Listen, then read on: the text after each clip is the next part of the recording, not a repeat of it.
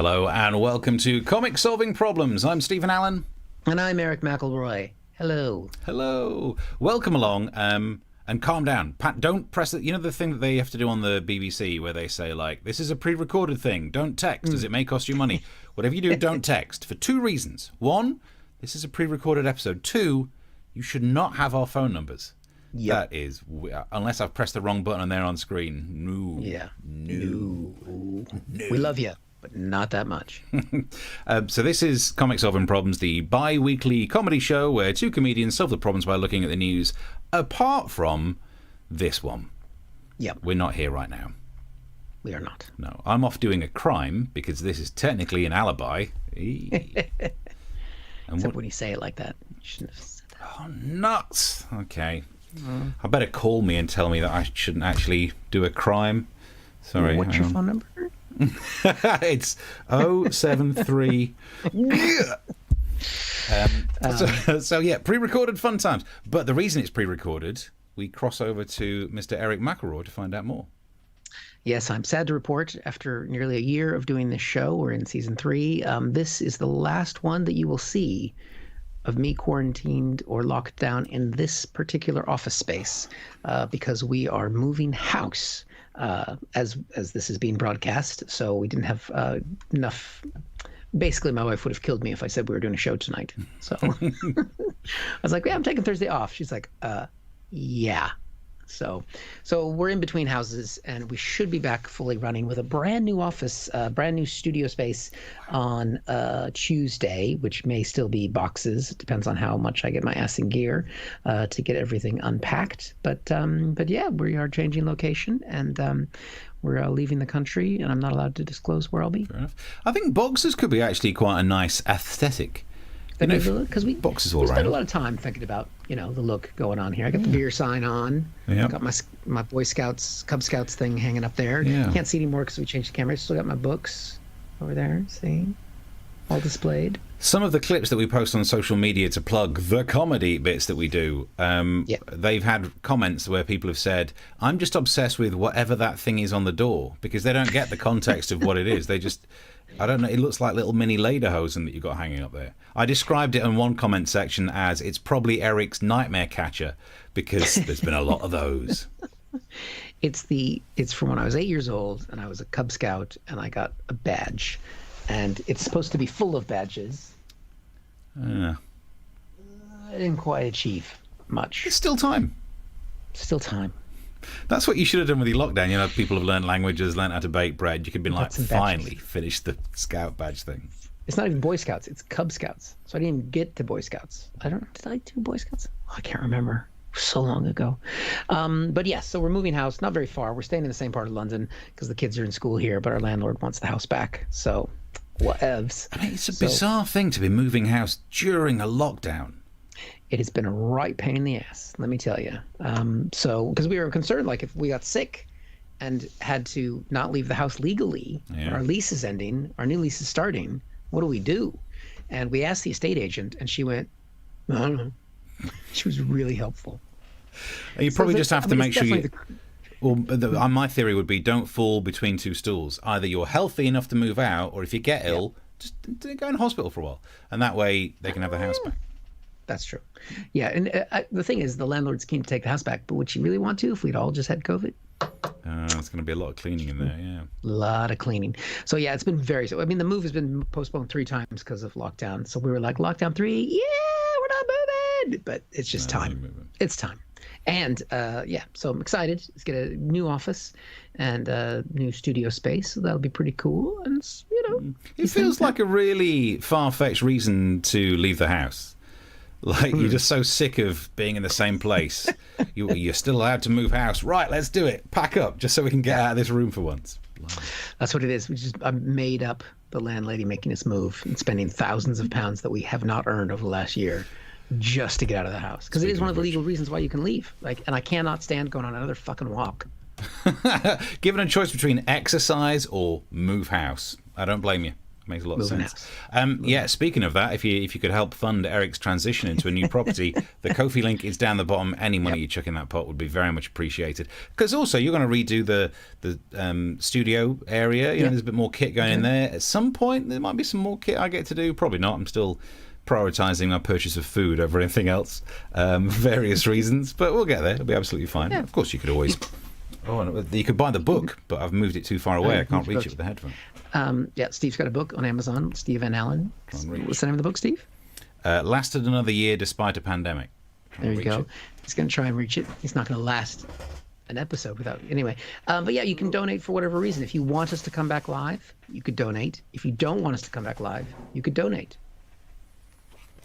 Either way. You were kind of like Marco Rubio when he reached to get that glass of water during his response to the State of the Union. You can even go further across. There's separate camera. Yeah, you could have kept yourself in shot the whole time. Anyway, so I'll be back. So this is Thursday. So what's happening? I've prepared some stuff for you, though, Eric. Don't you worry, because we can't. We had to work for this. We can't talk about the news. We can't talk about live chat, but we do have some comments because we are flipping social media stars. Because some of our clips get viewed on TikTok, and that's a thing apparently. And now China knows everything about me, but they did already because we've talked before. I've got a Huawei router. I've given up. But what I thought we'd do is look at some of the comments that people have been giving us on TikTok for some of our various social media clips and whatnot. I got loads. You know, it's clips like us. Like they're talking like this, just this kind of thing. We'll do some jokes about Brexit or lockdown or whatever, and people have noticed that. Some of the comments we've been getting, I've been getting these. He sounds like the robotic voice on YouTube. Bro, you sound like a speech to text. Ouch. That guy is a living text to voice. Oh, thank you for that kind of vibe. What else do people have to say? Bro, you sound like text to speech. I sound like me first. The robot's copying me. I think I made a really good point with that one. So imagine that. I'm not even the most famous version of me, and the one that is more famous than me is a flipping robot. I've been replaced. Well, you don't even need me to do voiceovers anymore. Flipping Google's speech to whatever it's called replaces me. We thought we were safe as comedians and voice artists from, the mechanization. That's a type of nut. Sure, it's... but don't worry, because whilst I've been feeling terrible being compared to a computerized voice, I don't sound like a computerized voice, do I? Although... when they did the timetable on the train change, God, that was a harder sentence to say than I planned. When it would say, like, times are changing from the 25th of May. And everyone said, is that you who got that gig? And there's nothing worse than that, because no, I didn't. So not only do I sound generic, but I don't get any of that money. Please support us. But you've not seen any of these. But here are some comments that you've received on there as well. Oh, shit. Isn't that Corey Feldman on the right? At first, I thought it was Corey Feldman. Guy on the right looks like Corey Feldman. Don't worry, there's another page of comments that you got as well. Corey Feldman seems to be doing good these days. Corey Feldman looks great. I mean, he looks fucked. I mean, have you seen Corey Feldman? The guy's been through massive drug addiction. Yeah. And his career's not going well. He doesn't even get this many people watching him on YouTube. Not anymore. So fuck you, Corey Feldman. I did find a picture of him in a more flattering days because I thought this might make you feel good. Okay. There you go. Oh, that is definitely... that's a picture of me. What are you doing? Stick some... when I shave. If you look at him now, it looks like he's... I mean, if you Google him now, he looks like he just got out of the gutter. Look at this. Oh, it's just... It's like it's the normal show. Hello, I'm Stephen Allen. I'm Eric McElroy. No one can tell the difference. Can we do the little thing where the mouth moves? Not at this late stage of the day, I'm afraid. But also... You'll do that in the edit, won't you? When it goes out on Thursday, it'll have my mouth moving. Like, yeah. And then I thought, seeing as, look, we proved that you don't look like Corey Feldman there. And for anyone who thinks that I sound like Google's text-to-speech, I've recorded a bit of Google's text-to-speech. So does this actually sound like me? Have you noticed that the people who are anti-maskers have the kind of faces you really wish would be covered up? It might not sound like me, but he's got better jokes. Damn it. I thought you were going to play the robot voice. Hey, You can't see my lips move. Special effects. Corey Feldman. That's what's going great guns on TikTok these days, comparing you to Corey Feldman. Read all about it, as it's not mentioned in my book, Lasted Another Year Despite a Pandemic. It's got an actual ISBN thing on. An actual... Yeah. That's right. So if you're disappointed that we're not live right now, you can go on is it on the Kindle or the Amazon book thing? Yeah, both. You can get the paperback on Amazon. You can read Steve's book like that, and you can listen to my podcast, American Exchange, where I talk to politicians and things like that. So when you talk to politicians, do they go, Corey, how have you been? That's how I've been getting these people. How do you think I got the Mooch to come on the podcast? I was like, hey, Mooch, it's Corey. How you doing? Let's bring that back up. There you go. How you doing? How you doing, Mooch? I wanted to talk to you. I'm doing politics these days. Not in movies as much anymore. Yeah. Stand by Me. Those are my best days. Yeah, it's all behind you now. Bless.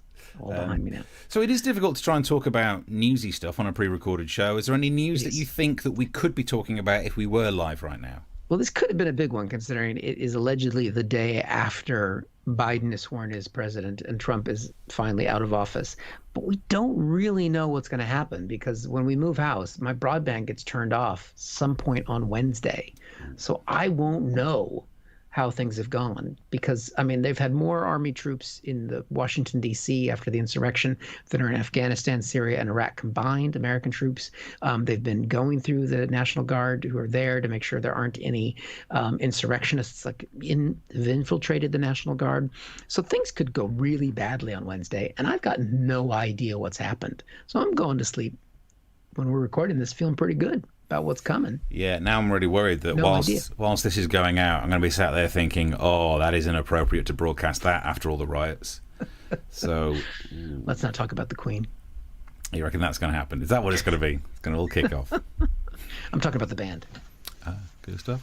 Yeah. So look, there's no live show. I mean, it's truth. If you do want to help us out, that's always appreciated. But yeah, get ready for Tuesday when we're back with the main business. Get people pointed in the new office. You're going to have a new studio on Tuesday? Not yet, although I'm working on, give me a few months and I've got a new studio space in mind. And then, it's going to be new set design. We're already thinking of these things. I'm on a diet, so it's going to be a whole new. Oh, yeah. Whole new. Lost some weight already. Look at that. Are you hiding it? Notice. Thanks. No, I didn't notice, because whenever I close my eyes, I imagine that's what you look like. So.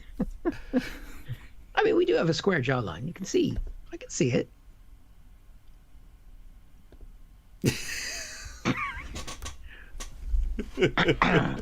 Sadly, I mean, I think we both know they probably meant more modern versions of Corey Feldman, but drug addict one.